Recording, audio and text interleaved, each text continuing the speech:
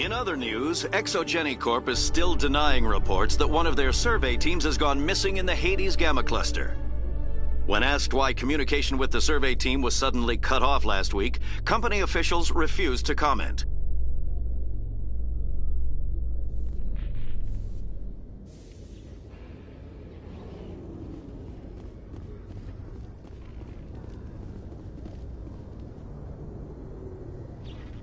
I've got big news for you, Shepard. Captain Anderson is stepping down as commanding officer of the Normandy. The ship is yours now.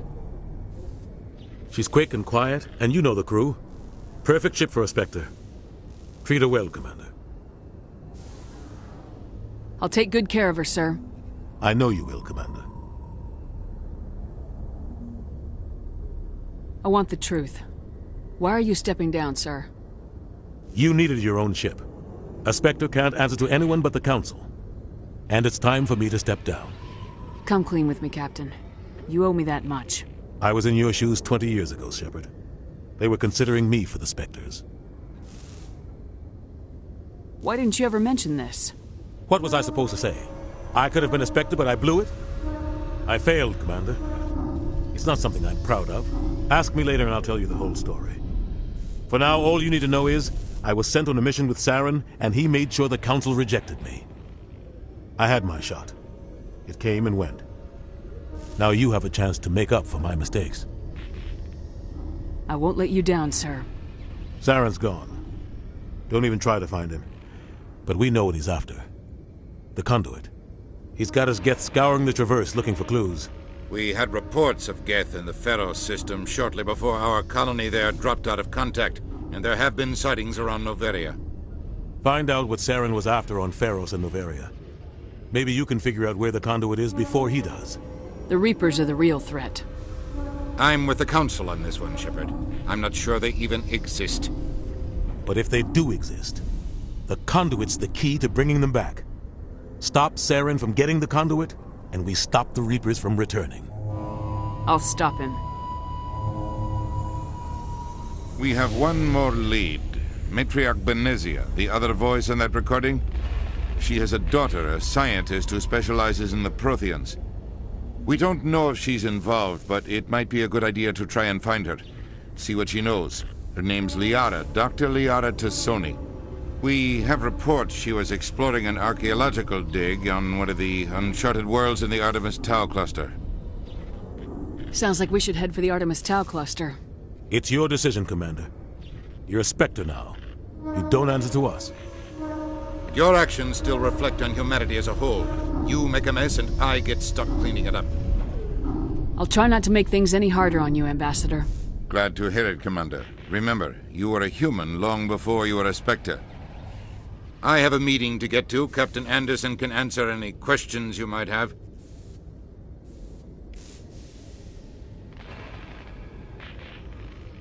Yes, Commander? How are you holding up? Honestly, this isn't how I pictured my career coming to an end. Pushing papers really isn't my thing, but you're the one who can stop Saren. I believe in you, Shepard. If that means I have to step aside, so be it. Tell me what happened with you and Saren 20 years ago. It's close to 20 years ago now.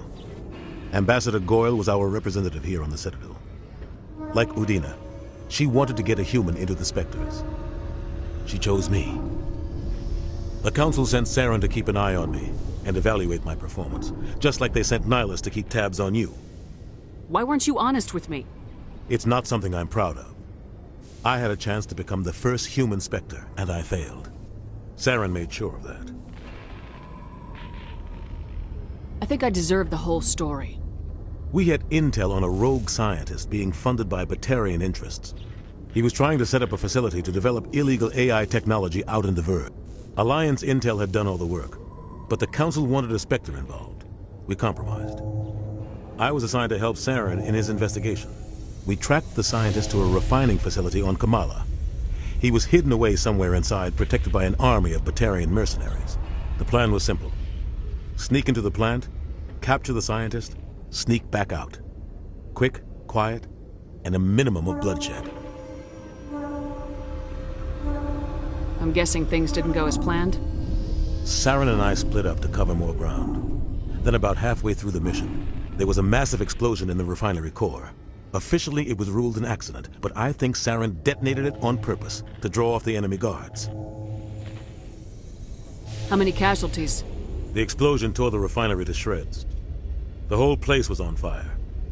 Black chemical clouds poured out into the atmosphere.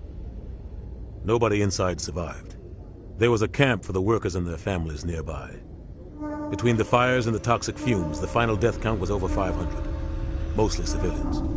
Saren didn't care. The target was eliminated, mission accomplished. And I ended up taking the blame. That ended all talk of me joining the Spectres. Saren caused the explosion. How'd he pin it on you? In his report, Saren accused me of blowing his cover. He said it was my fault the guards were ready for us. He claimed that's why it turned into a massacre. Saren's report was all the proof the Council needed to kill my chances of becoming a Spectre. Don't blame yourself, Captain. I don't. I blame Saren. I think he wanted things to go bad. He was looking for an excuse to blow that refinery. Maybe he just likes the violence. Maybe he was just trying to make me look bad to keep humans out of the Spectres. If so, he pulled it off. Why'd you let him get away with it? Who do you think the Council was going to listen to? Me? Or their best agent? I had a bad feeling about him right from the start. I should have been more careful. Maybe I could have stopped things before they got out of hand. Don't blame yourself, Captain. I don't. I blame... Maybe he just likes the violence. The only thing I You're care right, about... Commander. It's no good living in the past.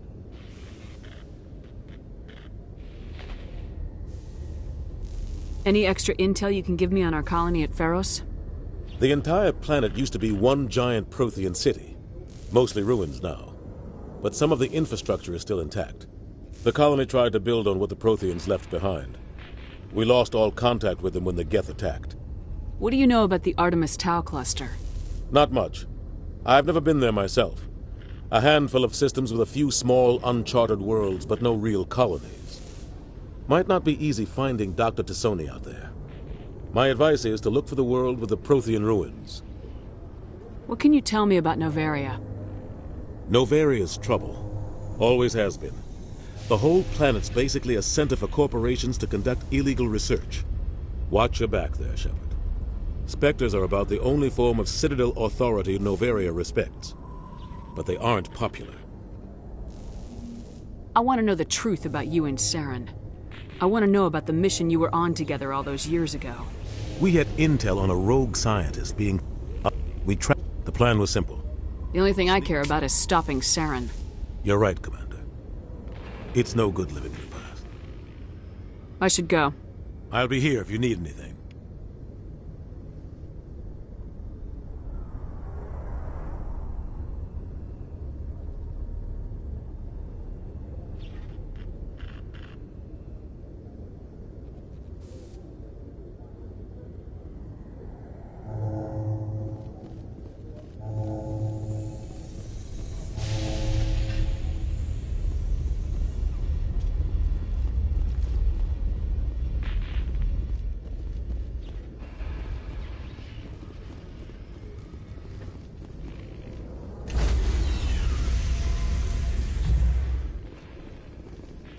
Stand by, shore party. Decontamination in progress.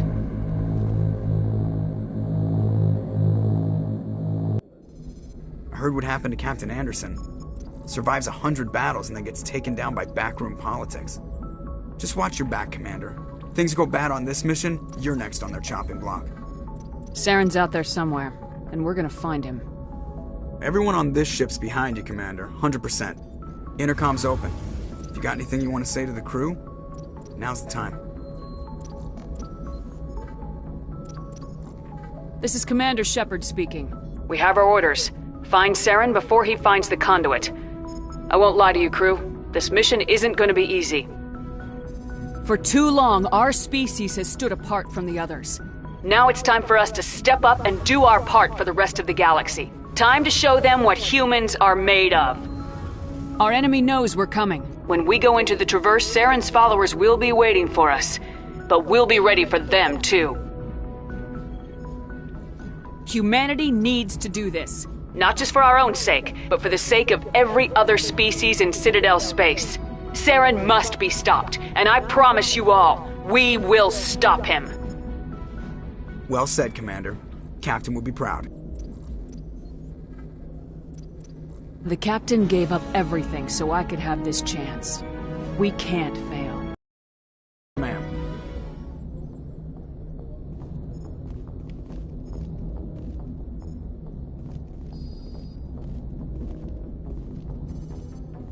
Commander, something you need? How's the Normandy performing? Is she everything they said she'd be? She's the best ship in the fleet, if you've got a pilot who knows how to handle her. Balance isn't what you'd expect. Takes a while to get used to that oversized drive core we got stuffed in the back, and her power can sneak up on you if you're not careful.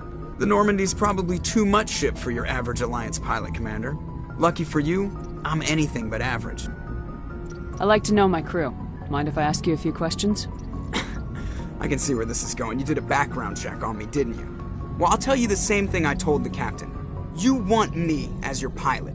I'm not good. I'm not even great. I am the best damn helmsman in the Alliance fleet. Top of my class in flight school, I earned that.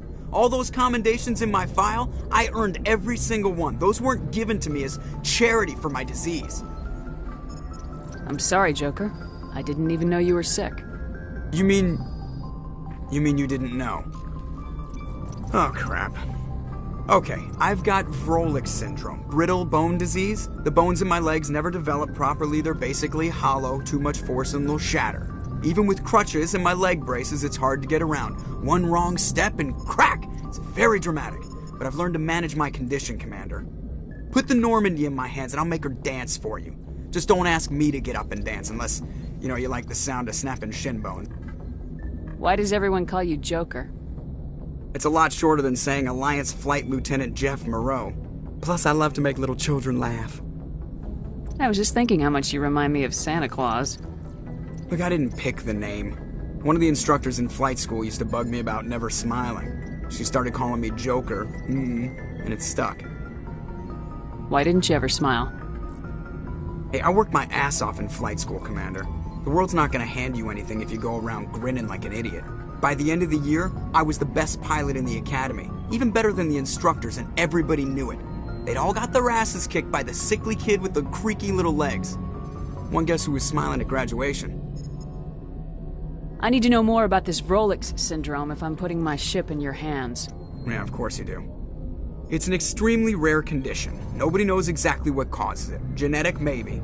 It's treatable, but there's no cure. They classify my case as moderate to severe. I was born with over a dozen fractures, hip, thighs, ankles. My bones were already breaking in the womb. 100 years ago, I wouldn't have survived past my first year. Lucky for me, modern medical science has turned me into a productive member of society. You're not gonna break a bone trying to fly the ship, are you? I don't fly with my feet, Commander, so I'm fine as long as I'm in this chair. I gotta be real careful when I get up to take a piss, though. I can do my job as well as anyone on the ship. Better, actually. So don't worry about it. I'm not trying to make you uncomfortable. Let's talk about something else. Whatever you want, Commander. I have to go. All right, see ya.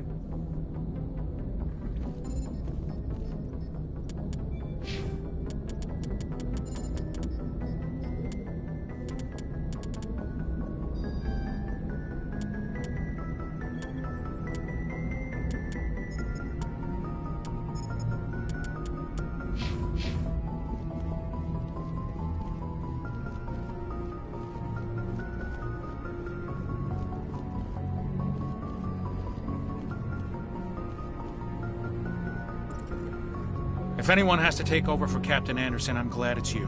I'm not sure about having non-humans on our ship, though. We're all on the same team here, Presley. With all due respect, ma'am, that's what they said about Nihilus. Look how that turned out. I'm in charge here, Presley. I decide if we have non-humans on this vessel.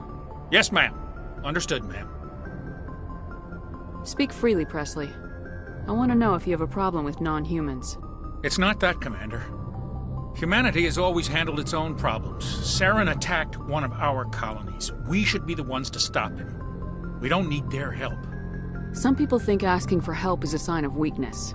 That's just being stupid and stubborn. No matter how strong you are, allies can make you stronger. I guess so. Maybe I'm just stuck in the old ways of thinking. But don't worry, Commander. This won't be a problem. How did you end up assigned to the Normandy? I signed up with the Alliance as a navigator right out of school, following in my grandfather's footsteps, I guess. My first posting was on the Agincourt. We were at Elysium during the Skillian Blitz. A massive fleet of alien raiders hit the colony, trying to wipe it out. They had the numbers, but their ships were no match for an Alliance frigate. It was a slaughter. We couldn't even keep track of how many ships they lost. How'd you end up on the Normandy? I got my officer's commission after Elysium. Must have made an impression on the right people. Captain asked for me when he was picking his crew. Carry on, Presley. Yes, ma'am.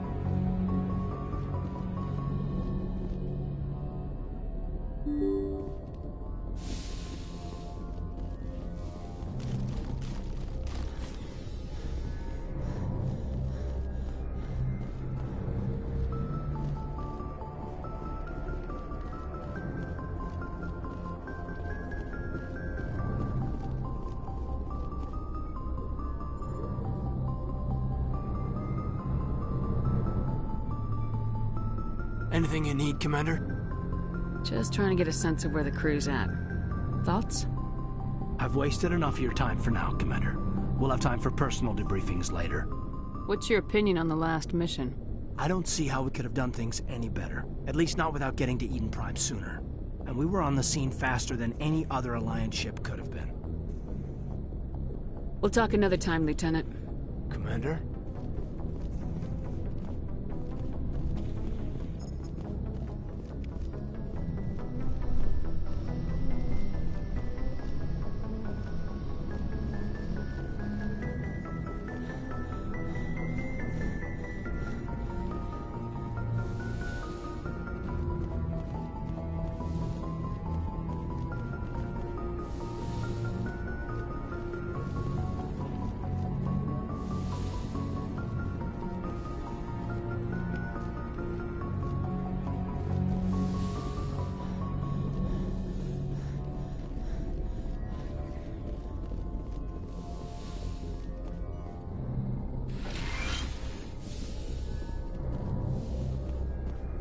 Yes, Commander?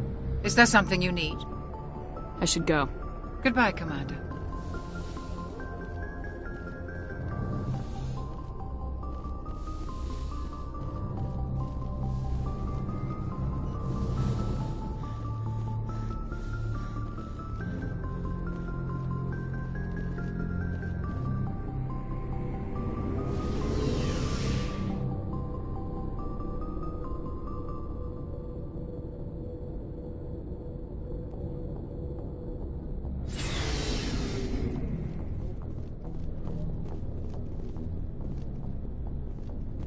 Looking for supplies?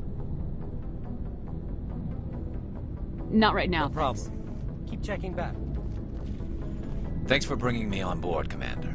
I knew working with the Spectre would be better than life at CSEC. Have you worked with the Spectre before? Well, no, but I know what they're like.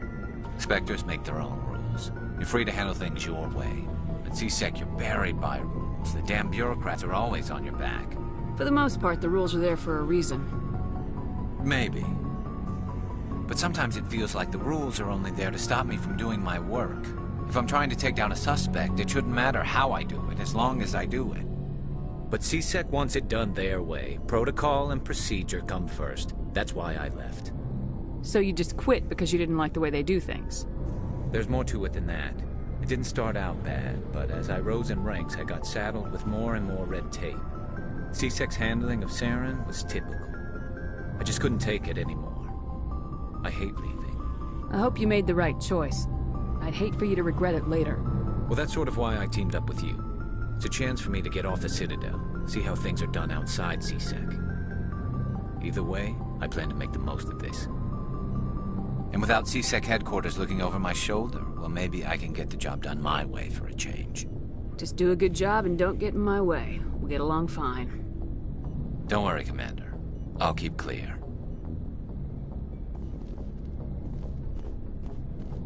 Commander, good to see you. Nice ship you've got, Shepard. What can I do for you? What's your story, Rex? There's no story.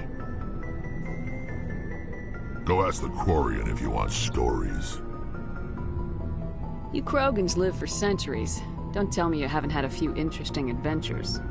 Well, there was this one time the Turians almost wiped out our entire race. That was fun. I heard about that. You know, they almost did the same to us. It's not the same. It seems pretty much the same to me. So your people were infected with a genetic mutation? An infection that makes only a few in 1,000 children survive birth? And I suppose it's destroying your entire species? I suppose it isn't all the same. I don't expect you to understand, but don't compare humanity's fate with the Krogan. I was just making conversation. I wasn't trying to upset you. Your ignorance doesn't upset me, Shepard. As for the Krogan, I gave up on them long ago. The genophage infected us, but it's not what's killing us. Are your people really dying? We're sure not getting any stronger. We're too spread out. None of us are interested in staying in our own system. Lots of species have left their homes and prospered. But they go to colonize new worlds. We're not settlers. We're warriors. We want to fight. So we leave. Hire ourselves out. And most of us never go back. What can you tell me about the genophage? Ask the Solarians if you want details. They made it. All I know, it makes breeding nearly impossible. Thousands die in stillbirth, and most never get that far. Every Krogan is infected. Every one. And no one's rushing to find a cure. Why don't the Krogan try to find a cure? When was the last time you saw a Krogan scientist? You ask a Krogan, would he rather find a cure for the genophage or fight for credits? He'll choose fighting every time. It's just who we are, Shepard. I can't change that. Nobody can. So long, Rex. Shepard. Commander, how are you?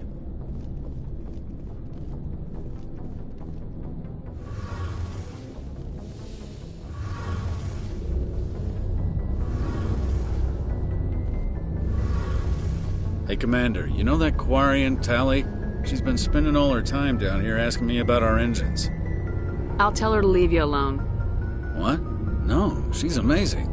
I wish my guys were half as smart as she is. Give her a month on board and she'll know more about our engines than I do. She's got a real knack for technology, that one. I can see why you wanted her to come along. I figured she'd be a real asset to the team. You got an eye for Tali, Commander, but I'm guessing that's not why you came down here. Fill me in on the IES stealth system. How does it work exactly? You can't hide a ship out in space. They emit too much heat and radiation. Too easy for sensors to pick them up, unless you find a way to capture those emissions. So our stealth systems trap the energy we give off in storage sinks built into the ship itself. No emissions to give away our location. Eventually the sinks have to be vented. More than a few hours silent running and they overheat. Cook us inside our own hull.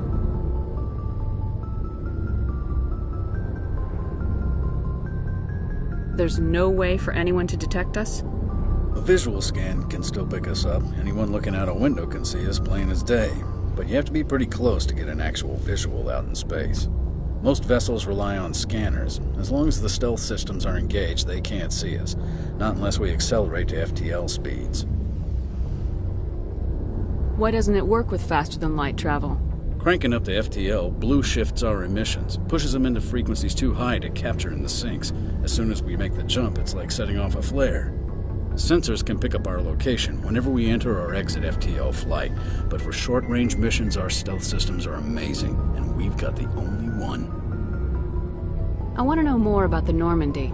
She's the best ship I've ever served on, probably the fastest vessel ever designed, and she's the only one using the new Tantalus drive core. What's so special about the Tantalus drive core? Proportionally, It's about twice the size of any other vessel. Not only are we faster, we can run at FTL speeds longer before we have to discharge the core.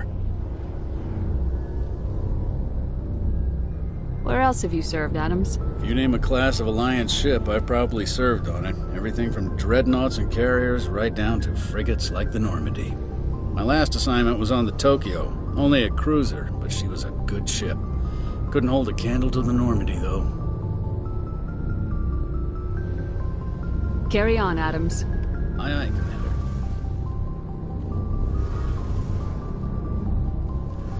Your ship's amazing, Shepard. I've never seen a drive core like this before. I can't believe you were able to fit it into a ship this small. I'm starting to understand why you humans have been so successful. I had no idea Alliance vessels were so advanced. The Normandy's a prototype, cutting-edge technology. A month ago, I was patching a makeshift fuel line into a converted tug ship in the flotilla. Now, I'm sitting on board one of the most advanced vessels in Citadel space.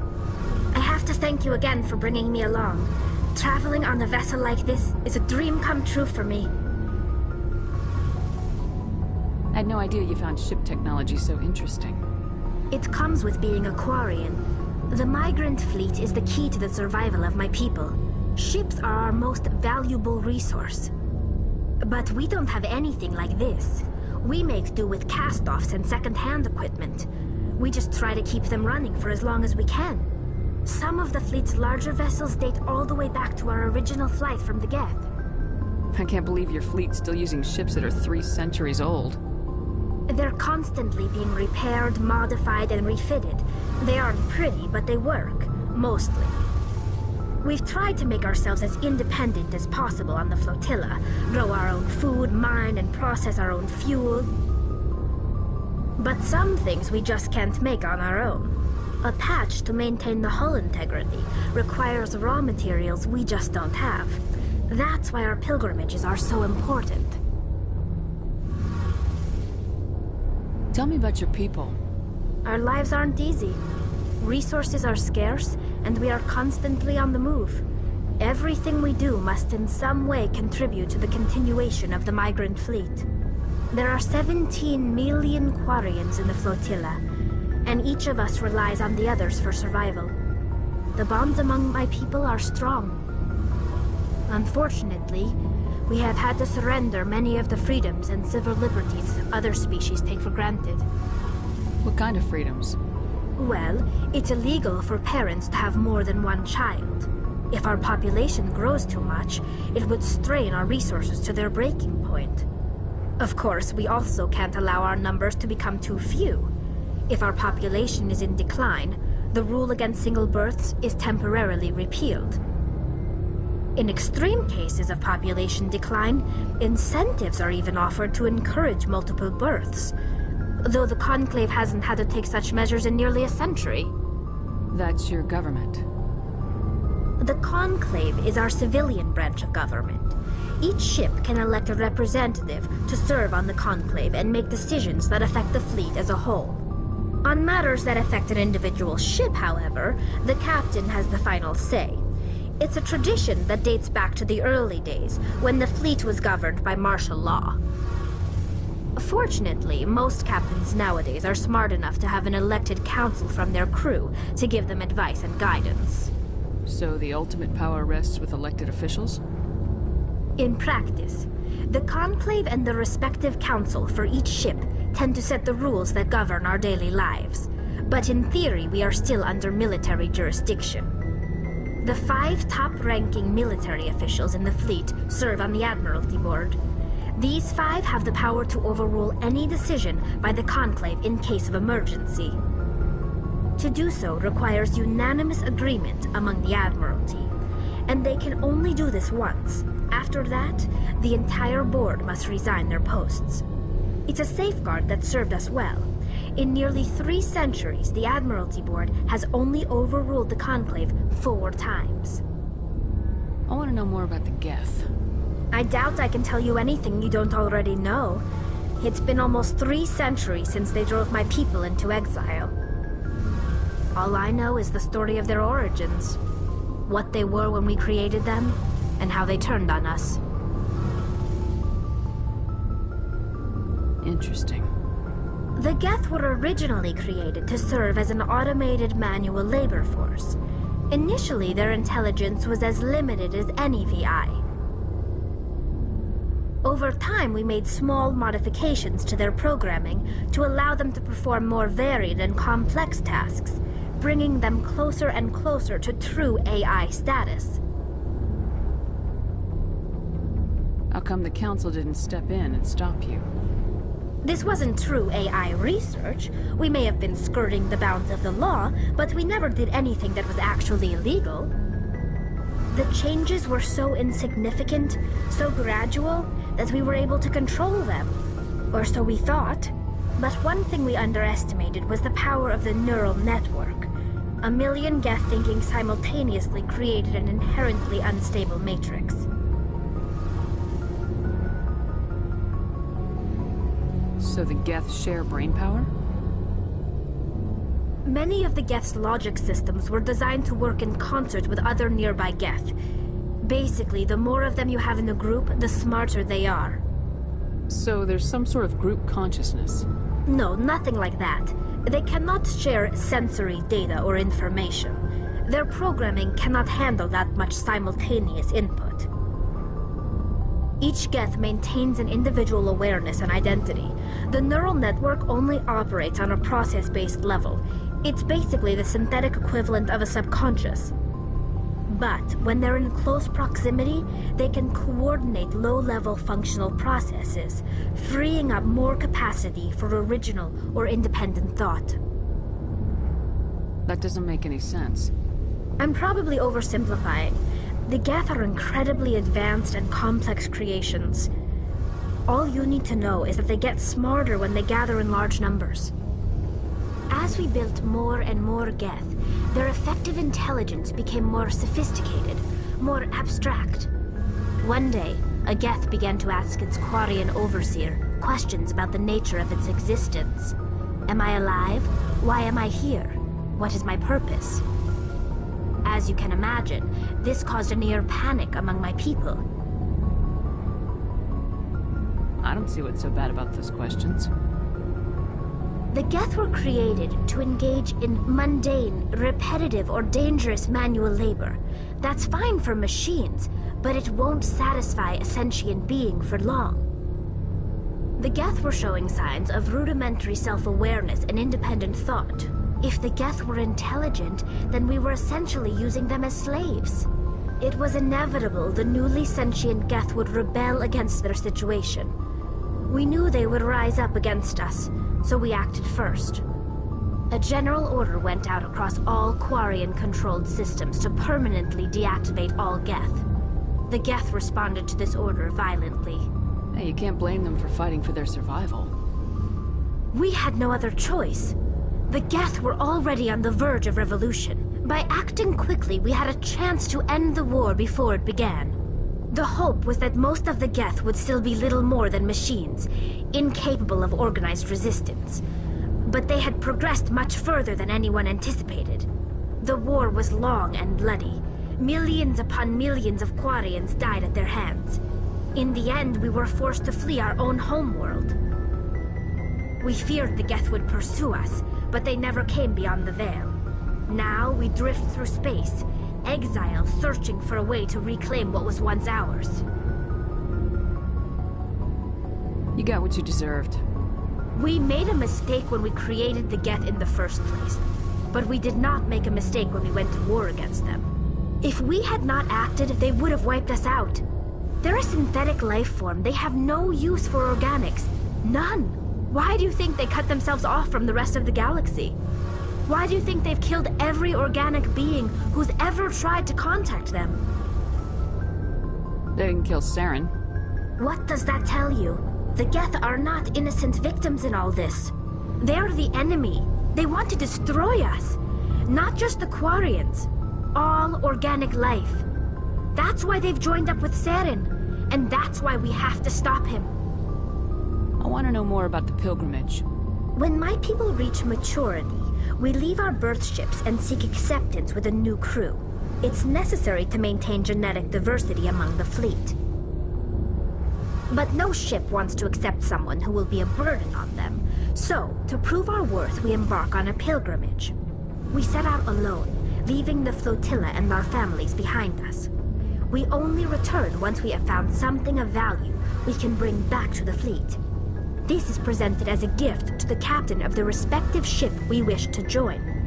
If the gift is accepted, we are welcomed into the crew. Can a captain choose to reject the gift? That doesn't happen often. Most captains are eager to increase the size of their crew. It increases their own standing in our society. Even when a gift is not particularly valuable, the captain usually accepts it out of a sense of tradition. However, there is a stigma to presenting a substandard gift. It's not the best way to make a good impression on a new community. Most pilgrims don't return until they find something worthwhile. I can't believe they just send you off alone. It's not like they just cast us out. Before we leave, we are given lessons in how to survive outside the flotilla, and given gifts to help us on our journey. We also receive implants to fight off sickness and disease. Generations of living in an isolated and highly controlled environment have left our immune systems weaker than most. By the time we leave the fleet, we are well equipped for the pilgrimage. This is a rite of passage for all Quarians. If it were dangerous, our numbers would suffer.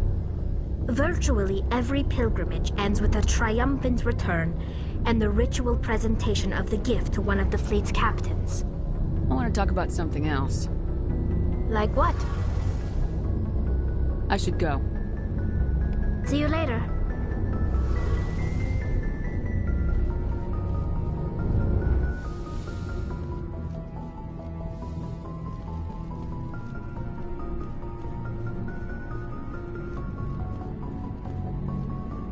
Commander? Do you have a few minutes to talk? One-on-one? I'm sorry, Commander. I need to get my duties squared away. I wouldn't mind talking more later, though. What's your opinion of the last mission? Kinda wish you'd got there sooner, Commander. No offense, I appreciate the rescue. I just wish... You wish we'd been able to save the rest of your unit? Yes, ma'am. If I had been more alert, we wouldn't have been cut down by an ambush. The Geth are perfect ambushers. They don't move, they don't make noise, they don't even breathe. They have flashlight heads, ma'am. I'll make sure it doesn't happen again. Dismissed, Chief. Ma'am?